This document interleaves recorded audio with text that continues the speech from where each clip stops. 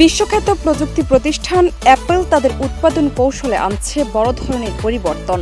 মার্কিন president Donald ট্রাম্পের শুল্ক নীতির কারণে চীনের ওপর নির্ভরতা কমিয়ে এবার ভারতে এবং ভিয়েতনামে উৎপাদন কার্যক্রম বিস্তৃত করার সিদ্ধান্ত নিয়েছে কোম্পানিটি।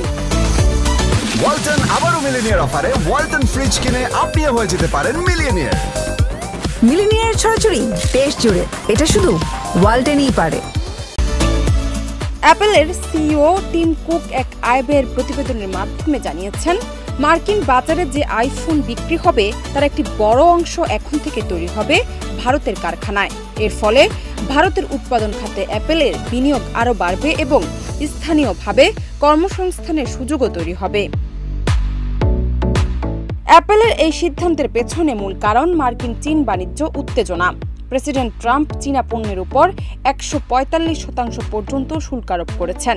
পাল্টা পদক্ষেপ হিসেবে চীন ও যুক্তরাষ্ট্রের পণ্যের উপর সমপরিমাণ শুল্ক আরোপ করেছে। এই দ্বন্দ্বের মধ্যে সবচেয়ে বেশি ক্ষতিগ্রস্ত হচ্ছে আন্তর্জাতিক প্রযুক্তি কোম্পানিগুলো। যদিও কুক জানিয়েছেন, প্রথম কোয়ার্টারে ট্রাম্পের শুল্ক নীতির প্রভাব খুব বেশি ছিল না, তবে দ্বিতীয় কোয়ার্টার থেকে নীতির অর্থনৈতিক চাপ বাড়তে পারে বলে আশঙ্কা করছেন তিনি। এজন্যই অ্যাপল এখন থেকে বিকল্প প্রস্তুতকারক দেশগুলোর দিকে নজর দিচ্ছে। ভারতে আইফোন তৈরির পাশাপাশি ভিয়েতনামে অ্যাপল আরও বিস্তৃতভাবে উৎপাদন কার্যক্রম চালাবে।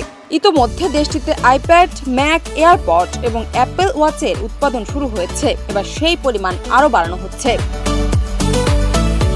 বিশ্লেষকরা বলছেন, এই পদক্ষেপ শুধু বাণিজ্যিক চাপ মোকাবিলার জন্য নয়, বরং দীর্ঘমেয়াদে চীনের বাইরে নতুন উৎপাদন ঘাঁটি গড়ে তোলার কৌশলের অংশ। এতে করে অ্যাপল শুধু শুল্কের ক্ষতি এড়াতে পারবে না, বরং বৈচিত্র্যময় উৎপাদন নেটওয়ার্কও গড়ে তুলতে পারবে। জান্নাত নিপু, দেশ রূপান্তর।